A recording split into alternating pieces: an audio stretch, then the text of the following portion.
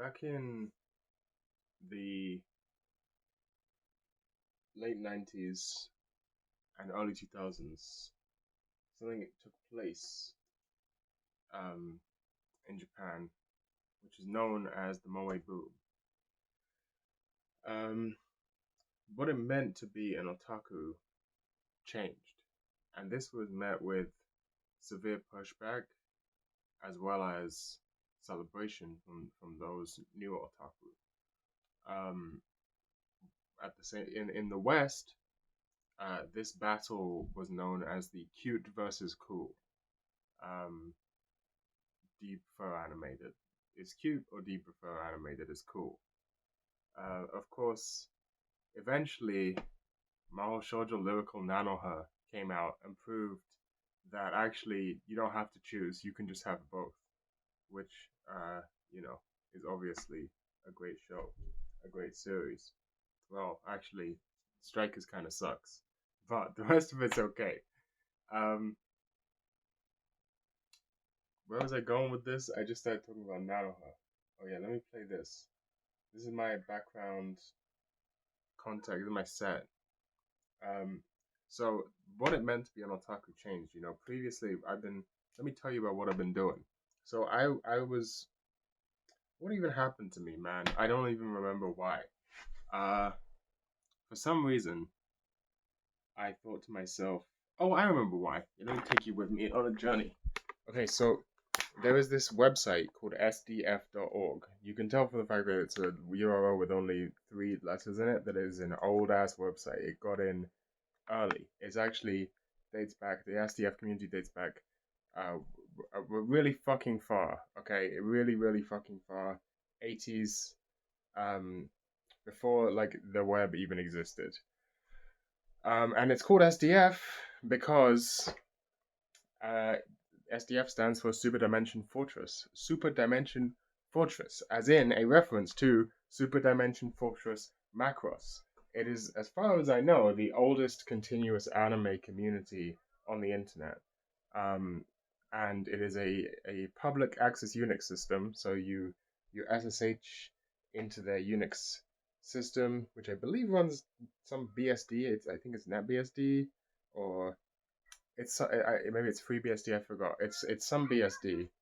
I don't think it's OpenBSD. I'm pretty sure it's not. I'm pretty sure it's either NetBSD or FreeBSD. Someone check in the comments and let me know. Um, but you know, if you know your way around the Unix command line, which you have no excuse not to, because it's not very difficult, you can just fuck around on SDF, and they have all sorts of little proprietary programs which do stuff like they have a internet radio, they have some games, they have a BBS, um, and they have a chat program. They have all sorts of stuff, and you can also, being a Pubnix, host a website. You can host a Gemini capsule. You can host a Gopher hole. They've been using Gopher since Gopher. Like, this is the thing, you know. There's a lot of Gopher revival. I do not like Gopher personally. I think the protocol is cool, but I think it has some really big problems. But Gopher was cool back in the day, like in the 90s, before the web won the war, before HTTP won the war against Gopher. Um, see, they've been hosting. They're the real OGs that have been doing Gopher the whole time. Okay, these motherfuckers are based, is what I'm trying to tell you. And um, I've been sort of lurking within the SDF community for a long time. These guys, they tend to be older, you know, real real OGs. Let's just call them real OGs of the internet, right? A lot of them have been around for a long time. Um, and you know, I just kind of lurk because I'm generally a lurker in my life. You know, um, I don't. I lurk on most boards, but I've been a lurker in this community for a few years, and eventually it came that I started to think. You know, I feel like if I'm hanging out in the Super Dimension Fortress, I should at least have seen Macross. So I started watching Macross, Super Dimension Fortress Macross, the OG one from the 80s.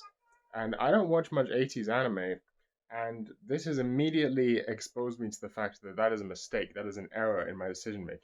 I should be watching 80s anime, 80s anime is actually good. Um, um, it's the anime environment back then was very different to how it is today. In the 80s, through to the sort of mid 90s, the OVA was a super important concept. The OVA was the supreme medium for anime. So like this is why I think it's unfair when people say, "Oh, anime looked way better back in the 80s. You know, quality has massively declined."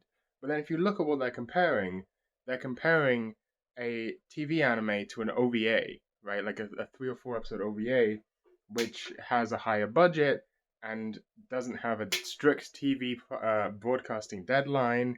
They have more time to work on each episode and probably more stuff and more money. Um, so, of course, the quality is higher. Naturally, the quality is higher. It would be impossible to produce something the quality of a Ghibli movie on the time scale of a TV anime. It would just not be possible. So, I think it's unfair to make that comparison. And if you compare modern TV anime to similarly budgeted, similarly staffed 80s TV anime, if you actually make a fair comparison, which I have done these side by sides myself, you will find that most anime is just people standing still with their lip flaps moving, like this. And that has been the case since the beginning of anime, and it continues to be the case. Okay, nothing has fucking changed in terms of animation quality. It's always looked like shit. uh, sure, there are some TV shows that go the extra mile. A lot of them have some extenuating circumstances as to how they're able to go the extra mile with animation. Um, but most average TV anime has kind of looked bad forever, going back to like Astro Boy and um, Speed Racer. I mean, those look like shit, you know, like they barely move. They're like a PowerPoint.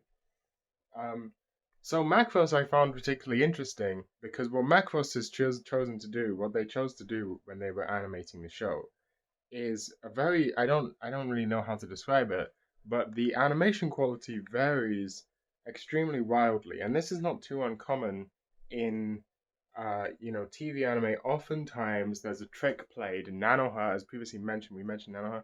Nanoha is famous for this because in the first 2 episodes there are a few cuts that are like overly animated, way overly animated, and then the animation quality like is never that good. Well, I mean, I don't actually think it looks good. It kind of looks bad, but you know what I'm saying, right? You guys have seen this. Maybe from editing, if I could be bothered to edit this, I should put the clip in here. Um, so actually, I shouldn't because last time I posted something from Nanoha on my channel, I got a fucking strike. Not just they didn't just take the video down; they struck me. They gave me a copyright strike. Frankly, it wasn't this channel; it was a different channel. But I posted an AMV from a Nanoha movie, and I got a full copyright strike on my channel. So I'm never putting anything Nanoha related on my screen because that sounds, I don't fucking want to risk that. Um, Anyway, where was I going with this? Right, so that's not too atypical. Sometimes you have specific scenes, especially in early episodes, which are have a significantly higher animation quality to try and bait people into watching the rest of the show. But what Macross does, or sometimes you have shows where at the beginning, at first, I mean, even Evangelion is kind of an example of this, right? Where um, as they get closer to the end, they're in more and more of a rush to finish the episode, and so the animation quality declines as the show goes on. Like this is not too atypical, but Macross is particularly interesting because it's not like that. It's not like an episode to episode variance. It's not even a scene to scene variance. It's a cut to cut variance of an enormous magnitude. So like you will have one cut that looks amazing, and then the next shot will literally be a slideshow, like 2 FPS. um, you know, like it's not even animated. It's like an animatic. It's like it's not even animated. And then you'll get like some shots that are just sort of mid, like not particularly great, not very many frames, not very much movement. And then it's just very strange at how like the quality of the animation just goes up and down and up and down and up and down to an extreme extent.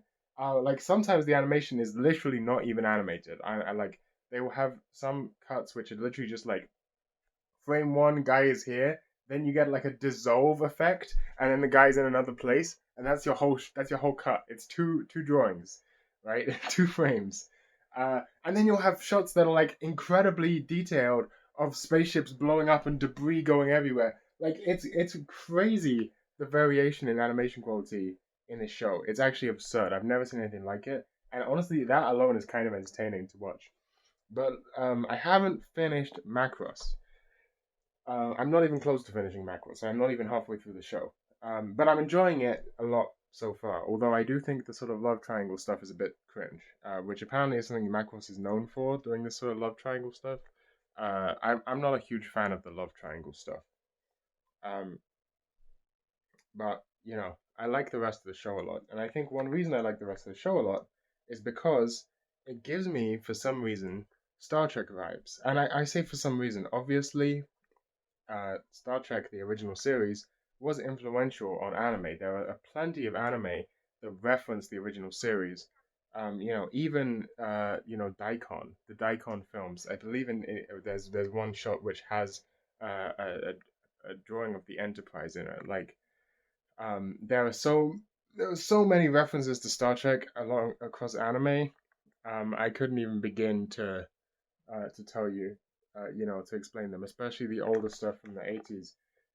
There were so many um, little Star Trek references. And Star Trek also has anime references, not the original series, but TNG. I discovered this. So here's the thing. Let me just tell you something about myself. So Star Trek: The Next Generation is my favorite TV show. I grew up watching it, and I love it. There are some episodes that are absolute fucking garbage. Right, there famously, as the first season is kind of bad, except for the first episode, which is great. Um, there were a number of issues with the show. There were a number of problems, but the good episodes of Star Trek: The Next Generation are the best TV ever produced. The best TV ever produced, and I will die on this hill. Um, and maybe in part it's nostalgia because I grew up with the show, but I really think that Star Trek: The Next Generation is very very special. I think it's sort of unmatched. I have never watched any other Star Trek. Well, we will add to that in a second, but I have not watched the original series or anything like that. But TNG. So I grew up watching TNG. So when I watch Macross and I get the same vibe, which is big spaceship, sometimes doing battles with strategy, and there was also another focus on civilian life within the big ass spaceship. This gives me Star Trek vibes. This gives me TNG vibes. Now, obviously, Macross is very different from TNG, right? Is TNG is the next generation, right? TNG is very focused on the sort of uh, high up characters. There are a few characters who are not as high rank, like Lieutenant O'Brien shows that he's fairly common side character that shows up, or he's not Lieutenant, he's Chief O'Brien. He's Chief O'Brien, not Lieutenant. I don't know why I said that. Um, Barkley, he's a main character. He's not a main character, but he's a recurring NPC. He shows up in a few episodes, and he's not particularly high level. Guinan is just a bartender, but she's like a recurring character. Like not every character in TNG is the captain and the main crew, but the show focuses on them. The show focuses on Picard, Worf, Riker, Troy. The main cast. Um, and the thing about them is they're all at the top of their fucking game. Okay, this is why I love Star Trek: The Next Generation. Is it is competency porn. Okay, these guys are good at what they do, and you get to watch them be professional and good at what they do. There are many people who have said this statement. Watching Star Trek growing up gave me an unrealistic expectation of professionalism in the workplace because it like the way that the characters handle their emotions and talk to each other and handle distressing situations is hyper competent, hyper mature, hyper responsible, And it is extremely satisfying to watch that because these guys are at the top of their fucking game. They are the best. Picard is the captain of the fucking flagship of the Federation, right? This guy, there is no better starship captain than Picard. And yes, Picard over Kirk. Fuck you. Um, and Cisco as well. Uh, yes, Picard is the best captain. And, there are problems with the main cast. Like, famously, Troy never does anything. Worf is always like, he's like, we should shoot them now, Captain. And then everyone's like, no, we shouldn't actually shoot them. Like, that's Worf's entire job. But the thing is, all of these characters have episodes focused on them, and they're developed in such incredible ways. Like, there are so many episodes that feature Worf in TNG. Sorry, let me stop ranting about TNG. This is actually it's actually bad. We're getting off topic here. I fucking love that show, right? So when I watch Macros and it gives me familiar Star Trek vibes, I'm like, fuck yeah, because it's so rare to find any show that can fill the Star Trek shaped hole in my heart because I've watched TNG like 50 fucking times. Uh, and I was enjoying that about Macross. And I just started thinking, I was thinking about that while I was watching, and I was just thinking, like, well, if I want Star Trek, why don't I just watch Star Trek? I've never seen Deep Space Nine. So I started watching Deep Space Nine, right? I'm on like season 2, episode 3, so I'm also super early into Deep Space Nine. And it's not good yet because it's a Star Trek show, and they all take a while to get going. None of them, there's no Star Trek series with a good season 1. Um, it's taking a while to get going, but there have also already been some incredible episodes. Like the first episode, the two-parter, was incredible. The episode Duet in season 1 was incredible, and the first 3 episodes of season 2 have so far been really good. So there are also a lot of duds in there. There are a lot of duds in there, but there were a few episodes that were just sort of like, yeah, this isn't a great episode, but it's Star Trek. It's a charming little Star Trek story, right? Um, so I would say so far I'm a big fan of Deep Space Nine. It's definitely darker than TNG. I'm not as much of a fan of Cisco as I am of Picard, but there's also a lot of differences, right? Because in TNG they have all of these super high ranking guys who are the best at what they do, operating the flagship, the Enterprise D. They're in a good situation, right? They're set up to succeed, and they have a lot of resources. In Deep Space Nine, it's different. They're on the edge of the Federation's territory. They're operating a fucking broken space station that isn't even a Federation space station. It's a Cardassian. It was built by the Cardassians. So they're like, don't even, it's all fucking falling apart. They're right on the edge. They have this wormhole, which is like, what's going on with that? And these guys are not the fucking best people for the job chosen from Starfleet. These are people that Starfleet chose before they knew the wormhole existed to send to the edge of the fucking Federation's territory, right? So these are kind of the outcasts, kind of the rejects. It's a group of um, rejects, you know, making the best use of whatever they can find, whatever they have on hand, right? Um, so it's got a different vibe fundamentally from TNG, but I like it so far. I like it a lot so far. I would say Quark is my favorite character. I think that's probably an uncontroversial choice. He's very fun to watch. Uh, I've also always loved O'Brien, who is like a major character, a bigger character in Deep Space Nine than he is in TNG. Um, there's a lot of stuff. I'm too early in the show. It's like 7 seasons. I'm on season 2, so it's way too early for me to give any detailed opinions. But there you have it. I'm enjoying Deep Space Nine. I love Star Trek. I've realized how much I fucking love sci-fi. I've been trapped in the anime bubble of modern anime, which is exclusively fantasy, and I like the fantasy stuff. Okay, I watched more slop dogshit isekai, Naoke bullshit than almost anyone else. Right? I've watched all of them. I've watched the smartphone one. I've watched the vending machine one. I've watched the slow life one. I've watched the kicked out of the heroes party one. Like, I could name them off. I've watched all of them. I've watched the slime one. I've watched the Konosuba one. Yeah, I've watched every single one. Okay, I've watched all of them. I've like run out because I've watched all of them. Some of them, I've watched all of them. Right? Let's just move on from it. I've watched all the fantasy. anime, and some of them are really good. Some of them are really good. Some of them have sci-fi elements. Some of them are sort of a sci-fi fantasy fusion type thing. You know, the ones where it's like, oh, you've been sucked into an MMO. If you think about it, that's technically sci-fi, right?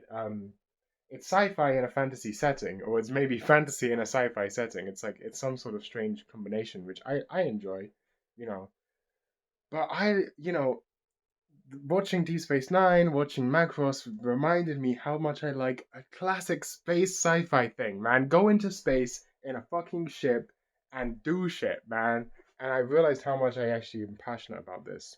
And it's made me realize how would the otaku in the 80s and the 90s have felt when that sort of sci-fi space fantasy stuff fell out of favor for grounded harem moe shows, and this thing they loved had gone away. You know, how must they have felt? They must have felt terrible, right? No wonder they were mad about it. But what's interesting is, as I started becoming an otaku way post moe boom, right? So for me, the those were always just the old fags, the people like boomers. They didn't matter. And it was always said like, oh, these shows are actually good. You should watch the Irresponsible Captain Tyler. You should watch Patlabor. You know, these there have always been people saying stuff like this, but no one ever listens to them, right? Because no one gives a shit if the anime is good, if the anime doesn't have cute girls, um, which is perfectly reasonable. Check it out. Unleash the Ultra Beast. That's what we're doing right now. But I do feel a lot of sympathy for those. Oh shit, Chino has fallen. I leant on Chino and she fell down. Fuck, this is like the worst Chino ever. It's so cheap, like Amazon bullshit. It's not good. Um, I gotta get a. Oh, I do have a better Chino poster. See, this is my good poster, which contains Chino. This is my good one. This is a very good poster. This is my favorite one. This one is garbage I bought off Amazon, and it feels like shit, and it's like terrible.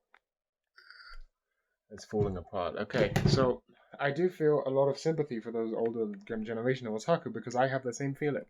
I want the big sci-fi space shit, but I don't, And now I'm getting into it. Now, I have so much shit to watch because there's so much I haven't seen. For example, Battlestar Galactica, which I'm super excited to watch, but I gotta finish Macross and Deep Space Nine first because there's so much fucking shit to watch.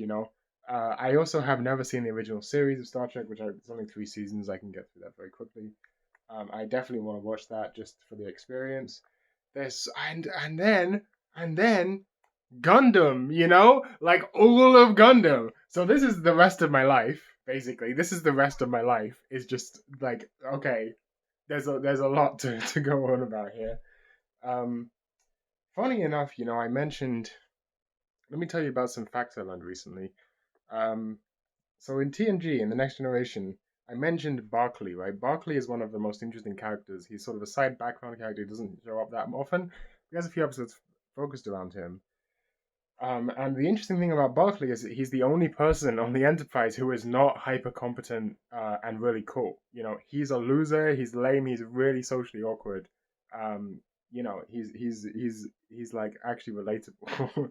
Right? He's the only person on the Enterprise that like he's kind of autistic. He's kind of socially awkward. He doesn't really know how to interact with people. He's kind of a loser. He's kind of looked down upon. And there's an episode called The Nth Degree, which I believe is in season 4. And it's one of my favorite episodes of Star Trek. And it's also, if you watch Red Letter Media, it was one of Mike's favorite episodes in their like top Star Trek The Next Generation episodes. They made it. I don't know if you're aware of this. What's going on here? 96 degrees because I'm watching a live stream? Get out of here. Holy shit, man. This was all a terrible and horrific mistake. This is why you must never watch VTubers. My CPU temp was fucking 96 degrees, and I was just leaving it there. Holy shit, the computer is so hot. Let me just close out of everything. I let it cool down for a second. Holy shit. Okay, 81, 80. Okay, it's cooling down. Holy shit, man. Never watch live streams. Oh, damn. That was bad. Okay, so there's an episode called The Nth Degree, and the Nth Degree is a great episode. It's very fun. In the episode, there's basically, just to spoil the entire episode, there's basically like some alien force that instead of exploring the galaxy themselves, like they're kind of like Starfleet, right? Like they this is the reveal at the end. Like they want to explore the galaxy and make contact with new life and new civilizations and whatever. But instead of going out themselves, they send out these probes that basically infect someone's mind and get them to go to them, right? So what happens is this probe arrives, no one knows what it is, it sort of infects Barclay's mind and turns him into a super genius. And so suddenly the most awkward and socially stunted character on the show, who no one likes really, everyone kind of finds him annoying, is suddenly the most intelligent human that has ever lived, with like an IQ of 400, right? And it's a really, really interesting dynamic that's created there. But the really interesting thing about the episode is that in one scene, Barclay goes to the holodeck and brings up a holo program of Einstein, because of course he does, right? He's the smart guy. He needs to talk to Einstein to confirm his theories. They have a blackboard. If you look at the blackboard in that scene, you will see written on the blackboard very clearly, Urusei Yatsura. I found this very interesting. There were multiple Urusei Yatsura references in Star Trek The Next Generation that are all in the background in the sets. So I'm almost certain it's a set designer who was a big fan of Urusei Yatsura back in the day. And it's spread throughout all the seasons of the show. So, for example, you can see at one point on a monitor a list of ships, and one of the ships is called the SS Urusei Yatsura. So, in canon Star Trek lore, there is a ship called the SS Urusei Yatsura, which I find especially funny because if, like, assuming in like the whatever 24th century or something, the actual content of the anime Urusei Yatsura is forgotten, uh, then all that ship is a ship called like noisy annoying people. But there is a canon Federation starship called the SS Urusei Yatsura, which I find very funny. And there's a number of other references to Urusei Yatsura where they just show the names of the characters, like Lum and whatever. There's an episode. There's a scene where there's some Japanese text on a wall that says Urusei Yatsura. I don't know if it's just misspelled or what, but it means the same thing. Like there are a number of references, which I find funny because Urusei Yatsura actually has Star Trek references in it. There's a scene where Spock shows up, and that's funny. There's like a weird sort of interconnected loop between Star Trek and Urusei Yatsura. Um, anyway, damn, we kind of got off topic there. So I love Star Trek. I love Deep Space Nine. I love Macross. And then we have one final thing that I have not finished yet. So this is all of my introductions to stuff I have not finished yet. So then I went out to go see a screening of John Carpenter's In the Mouth of Madness, which is a great fucking film, by the way. I'm a huge John Carpenter fan. He might be my favorite director, or he's definitely in my top 5. I'm a huge John Carpenter fan. I loved In the Mouth of Madness. I loved seeing it on the big screen. It was a great experience. You should watch that movie, by the way. Often overlooked in his filmography. On the way home, I was on the train, and all the trains were fucking delayed and cancelled. There was some problem, right? So it was a really long train journey because I had to take a really long route around some issue on the tracks where I don't really know what was going on, but there was some sort of issue, right? So it was an especially long train journey, and I was like, I need something to read on my phone. I need to read some manga while I'm waiting for my trains to go and wait, on this fucking long ass journey. But all I have on my phone is like slice of life stuff because that's normally what I read. But at the time, I had just come out of this really good film that is super fast paced and hype and cool. And I thought to myself, I want to watch something a little more plot centric, a little more action centric. So I remembered what that Dotemite. Now, if you don't know about Dotemite, right? Dotemite is my girlfriend, and they are like, they'll never talk about it. Like, they never make it part of their personality. But low-key, Dotsmite is like the biggest manga otaku I've ever known. Like Dotsmite has literally read all the manga, and I'm not exaggerating.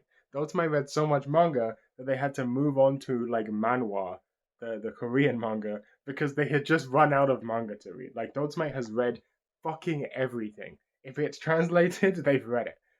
Like thousands of manga. Like it's crazy. Um, and in the manhwa world, which is sort of the Korean comics, um, there's a really popular one which is called Omniscient Reader's Viewpoint that Doltzmite had been talking to me about before, and so because it has really cool world building and lore, and sort of a magic system, but not really. I don't really know what to call it, but I guess the world building or the world systems. Very unique, very interesting. And I remember them talking to me about it. So I saw it on my phone and I just fucking downloaded it and started reading it. And I think it's the first manhwa I've ever read. I've never read any manhwa before. I have some problems with it. There are a few arcs that kind of suck and drag on and don't really go anywhere and stuff like that. Like there are problems with it. They're far from perfect, but honestly, overall, it's pretty great. And there's a few things I really like about Omniscient Reader's Viewpoint. Number one, firstly, this thing is I'd never heard of it until Dotsman told me about it. Apparently, it's huge. Apparently, this is massively popular. I don't know how I missed it. Apparently, this thing is like huge. I went to like check something. I don't even remember why, but I found the subreddit for Omniscient Reader's Viewpoint, and it has like a few 100,000 members. It's huge, right? This for a subreddit dedicated to one manhwa. Like this is it's way bigger than I ever knew. I don't know how I never heard anyone talking about it until now. I must have just missed it somehow. It's gonna get an anime adaptation pretty soon as well, so it'll definitely. And I guarantee you, if they don't fuck it up, because it also has a live action adaptation that's coming out very soon, and that looks like they fucked it up, right? Um, but it was originally a web novel. It was turned into a manhwa, and now it's getting an. Then it had a live action film adaptation, which I think is about to be released. I think the trailer came out or something, and it looks like shit, and everyone hates it. But then there's going to be an anime at some point. Maybe it's the end of this year or something like that. And if they don't fuck up the anime, I guarantee you this is going to be huge. This is going to be like a massive show. Um, that's if they don't fuck it up. So the thing I like about Omniscient Reader's Viewpoint is that it is not afraid to just throw stats at you. One of my favorite things that like uh happens in manga and stuff like that. So, for example, in the manga for Kumo desu ka Naniga, right? Like the isekai where they get reincarnated as a spider in the bottom of a dungeon. It's actually a really good. It's got an anime adaptation. I haven't seen it, but I've read the manga. It's actually really good. It's one of the better isekais in my opinion. But like one of the great things about that is that you will have like full spreads, right? 2-page spreads. And normally in a manga that would be for like a big action moment, but in Kumo Deska, that is just stats. It will be a 2-page spread of just a fucking Excel spreadsheet of character stats and shit. And the thing that I like about Omniscient Reader's Viewpoint is it does similar things. It is constantly throwing stats at you like a video game. It is constantly throwing just like pure, dry information and data at the reader, and it is so satisfying because it's like playing a video game. You get the same emotion of like grinding a character in a video game and seeing your level rise. Like it gives you the same satisfaction, like but it's like that mechanic, but in the form of a narrative, in the form of a story. It's actually so fucking sick. And then the conceit of the whole premise of the whole world is like crazy. It's like it's super original. I mean, I don't know how I don't know anything about manhwa. Maybe there were similar things before this, but it's very meta. It's like extremely meta. It's about as meta as you can get. It's very postmodern, um, but also it has a fairly traditional story structure. It's just that the world and the premise is very postmodern. Um, and yeah, I think the art is kind of garbage. I mean, it's effective, but I think this is. I know this is going to sound strange, but this is a big reason why I've not really picked up manhwa. I think that the Korean sort of manhwa art style is really good for drawing men. I think the male characters look great. Um, the women, there's something off about it. I don't know what it is, but the way that and I don't want to stereotype because obviously there's a lot of variation in art styles. Like, there are a number of Korean studios, like game studios, that have produced mobile games that have excellent character designs and stuff like this. Like, and there are manhwa with better or stuff that I aesthetically align with more with the female characters. Like, I don't want to generalize too hard, but to generalize a little bit, I think Koreans suck at drawing women. I not all of them, but some of them, especially the sort of, I don't know what the Korean term for it would be, but what I would classify as shonen, right? Like the big shonen action stuff. I find that the character designs for the female characters are very lacking.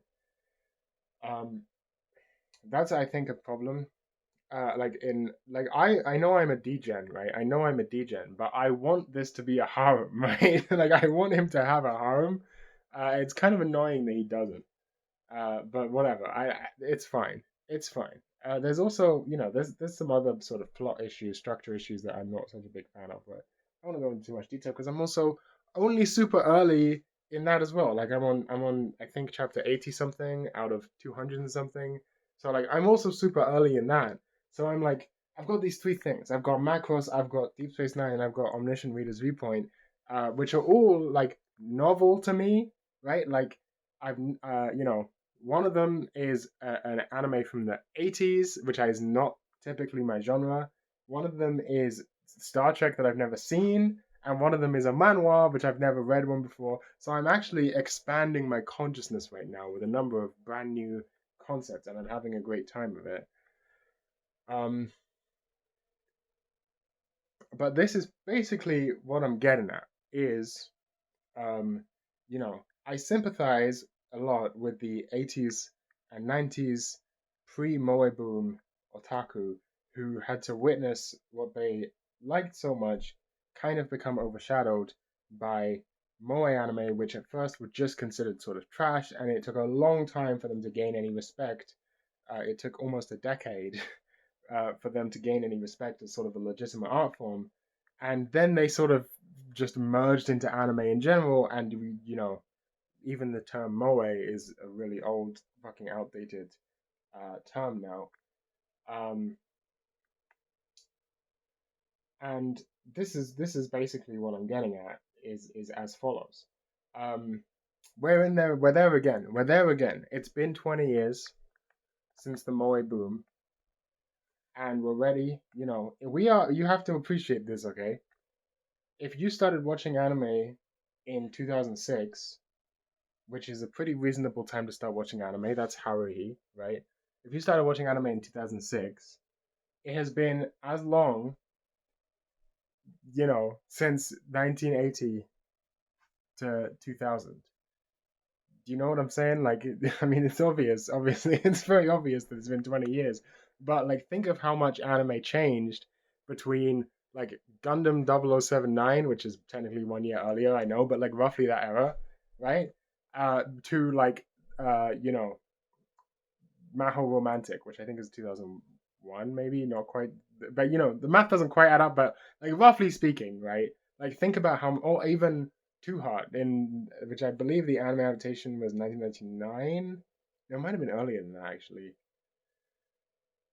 Like I'm just okay. The specific dates don't matter, but like look at how much the whole thing changed over those 20 years, right? It changed a lot.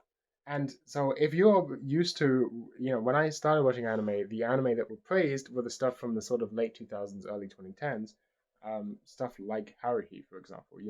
It's kind of like back in the day, if you were like, oh, I'm an otaku, you definitely watched X sci-fi show, right? You definitely watched Gundam, for example. I assume. I assume Gundam was that popular back in the day.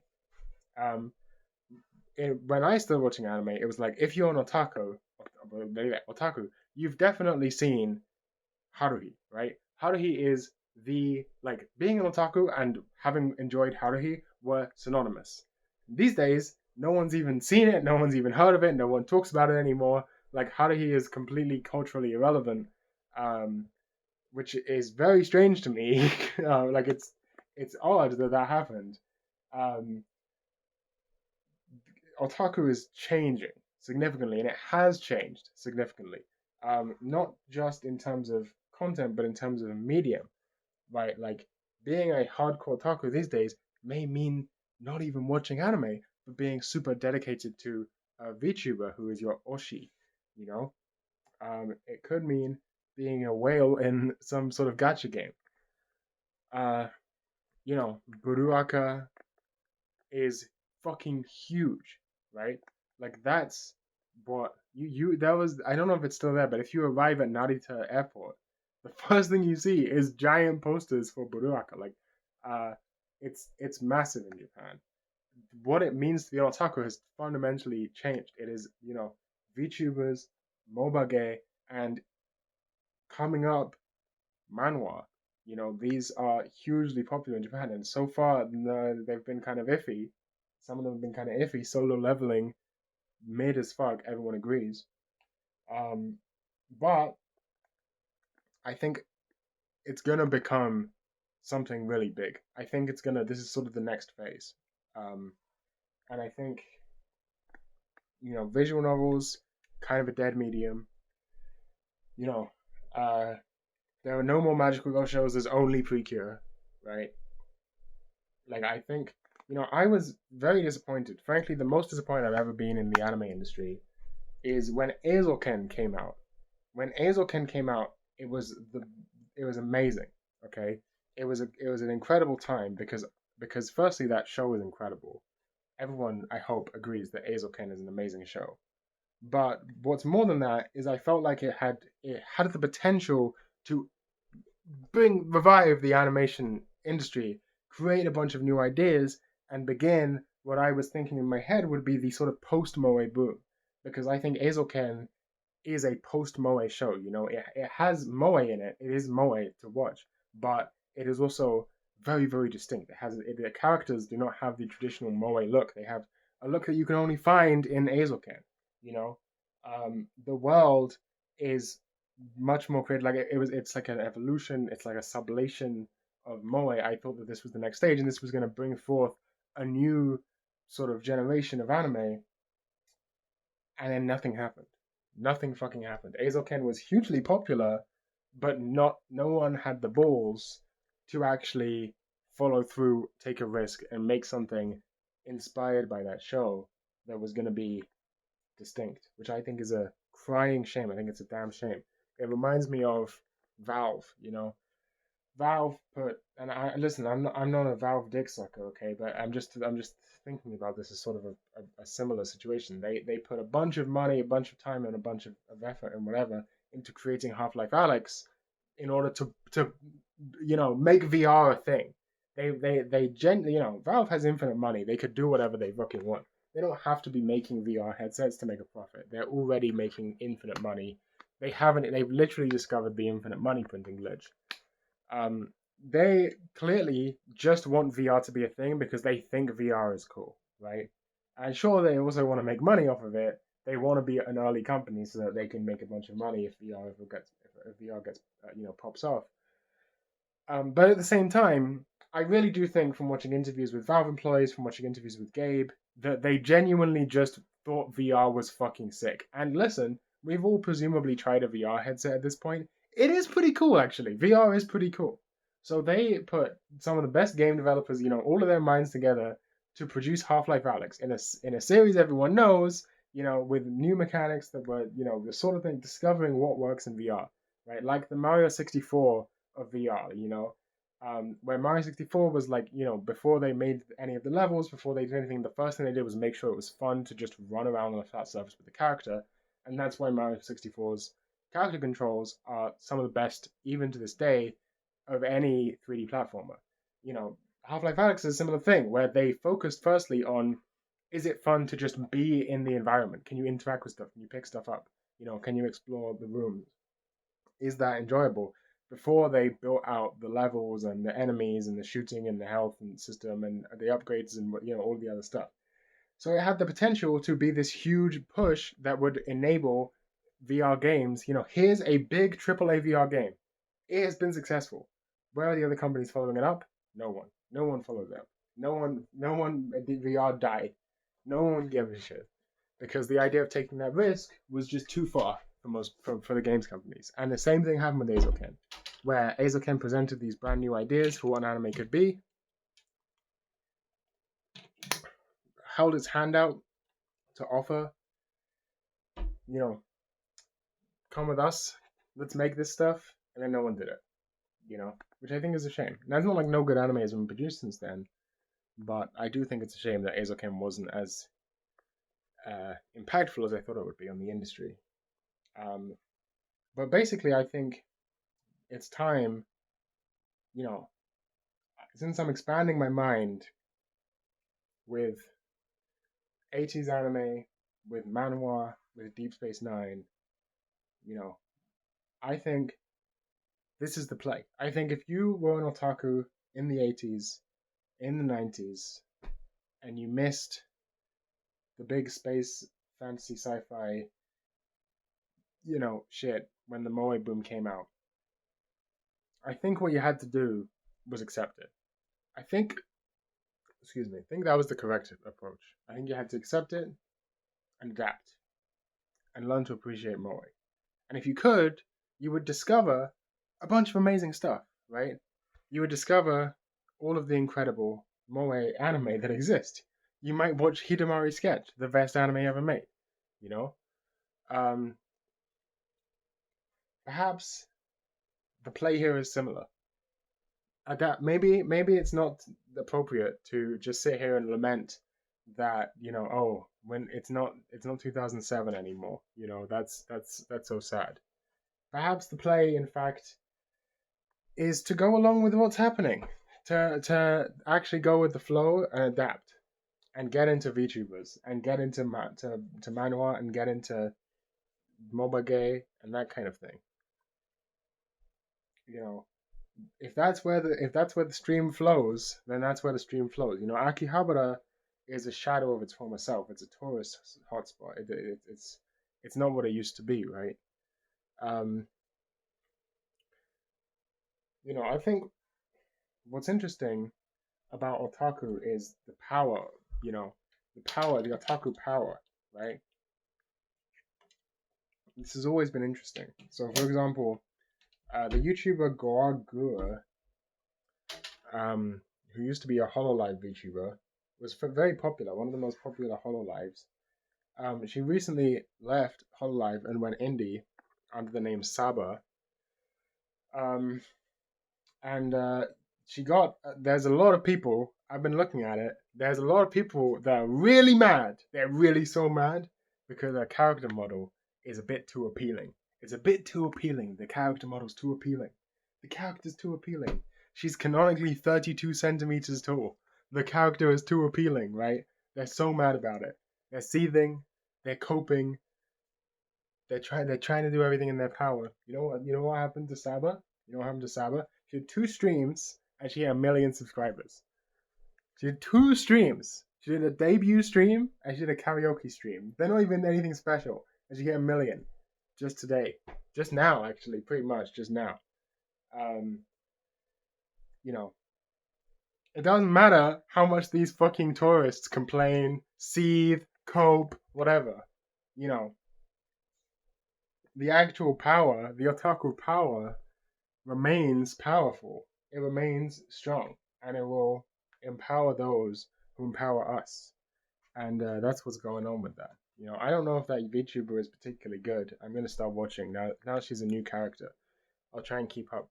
But my computer can't really handle YouTube live streams. As you saw, 96 degrees centigrade CPU temperature. A little bit much, but I'll see what I can do.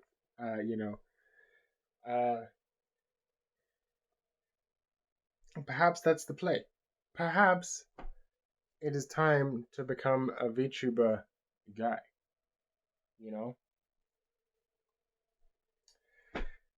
Perhaps that's the play. That's all I'm saying. You gotta go with the flow. At the end of the day, if I had started, the thing is, I need, what I really want is, I really want the sort of deep end of VTubers. as I've said before, I'm someone who likes to operate in extremes. I don't like something that is not entirely itself. And I am aware of a number of VTubers who are small and indie, someone like Nappy Nap, who I'm a big fan of. She might be my favorite VTuber, to be honest. Um, there was a while when Fallen Shadow was kind of unknown, but she's pretty popular now. But I was there when she was. I was there before it was cool, right? Um, there's Kiki, the 4chan VTuber. Uh, there are a number of these sort of small indies. Lily Hops, small indies. If you know, you know. Okay. Um, who I know about, but I just don't find them particularly entertaining, to be honest.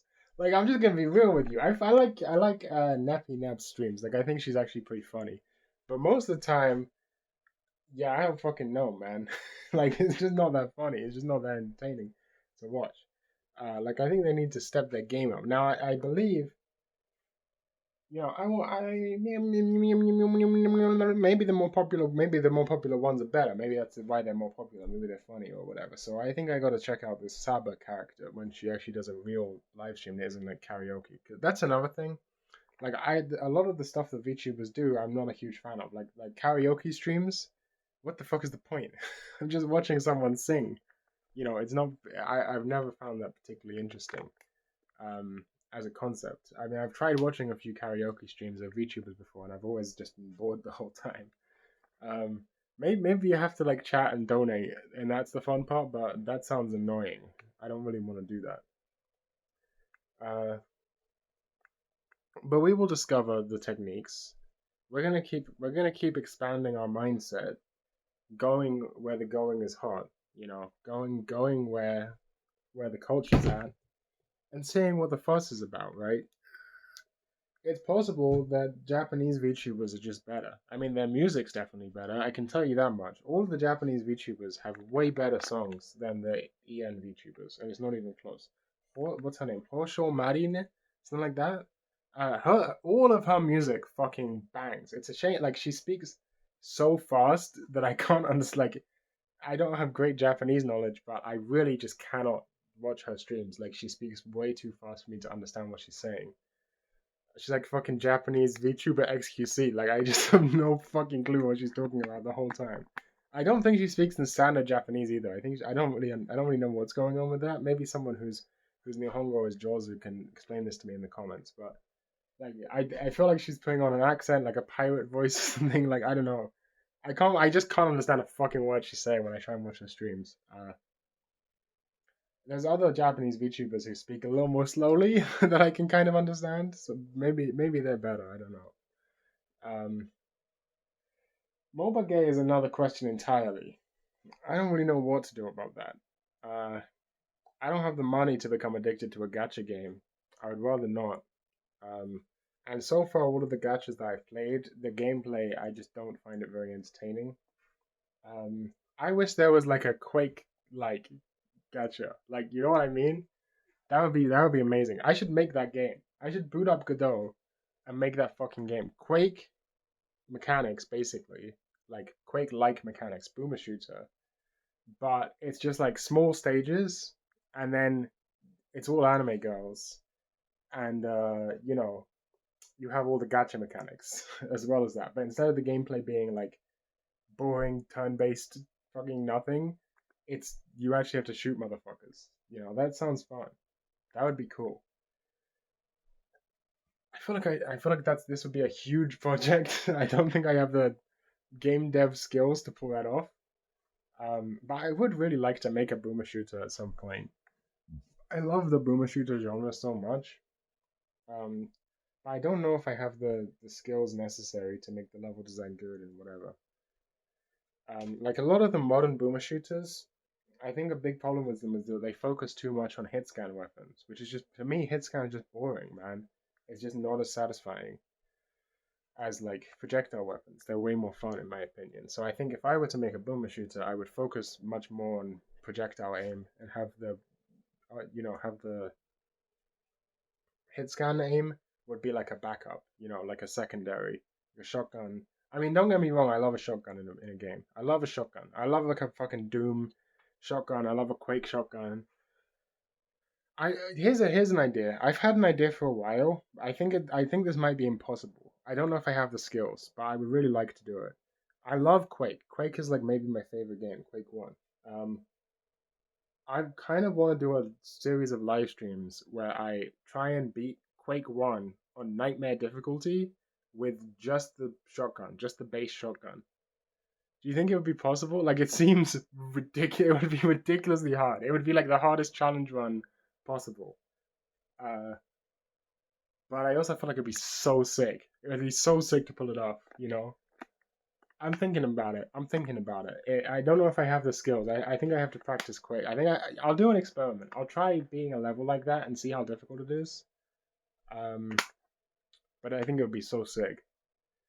I love Quake. Quake is a great game. Um,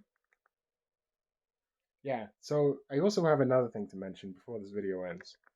So yeah, pretty much the idea of this video has been like, you know, things change and you can make a choice. You can either stay nostalgic for the past, in which case you will just eventually fucking run out of shit to do and you'll just die alone, or you can change with the times.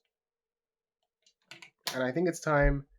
And the thing is, there's no reason why you can't do both, you know? There's no rule that says if you watch a VTuber, you can't then watch a show from, a show from 2003. There's no rule that says that. You're free to do anything you like. And part of that, I think, has to mean keeping up with the times. At least trying, at least seeing what's going on, at least making a little bit of an effort, which I think is something that I want to do. Because otherwise you'll just be depressed. That's basically what my attitude. That's basically my attitude right now. So here's the other thing I want to mention just before the video ends. So this year is the year of the otaku, right? Next year, I think, is going to be the year of the gamer. I think I'm going to do a gamer year next year. I think I'm going to try and like go through, because I am not a gamer, right? I pretty much, the only games I've put real time into are like multiplayer shooters, which is just they're not real video games, right? TF2 is close to being a real video game, but it's still not a real video game, right? A real video game is, Super Mario Sunshine. That's a real video game. I've never played it, right? Like, I've never played a Metal Gear game. I've never played, I've never played a Yakuza. I've never played a Souls. Like, I've never played shit. I haven't done shit. I'm not a gamer at all. And like, why? Why am I not a gamer? I gotta fix this by myself. So next year, I'm gonna ban myself from TF2. Maybe I don't know if I'll have to do that, but I just wanna actually go through gaming history and play the classics. Play through the classics and play through the modern classics. I would like to play Elden Ring at some point. I think Elden Ring is probably a good game that I would like. But I've never played it. I think I'm missing out. I'm missing out on all these video games. I gotta play video games. If you think about it, that's also part of the otaku situation. But yeah. I don't really have anything else to add. I don't think. I'm gonna go back to reading Omniscient Reader's Viewpoint. Um, yeah, pretty much. Oh yeah, let's look at. I was thinking of doing a segment in this video. There was gonna be like a finish or fail of the last season. But I think I'm gonna put that in the next video. I think the next video is gonna be finish or fail. For the spring season that just passed, that just finished. Yeah.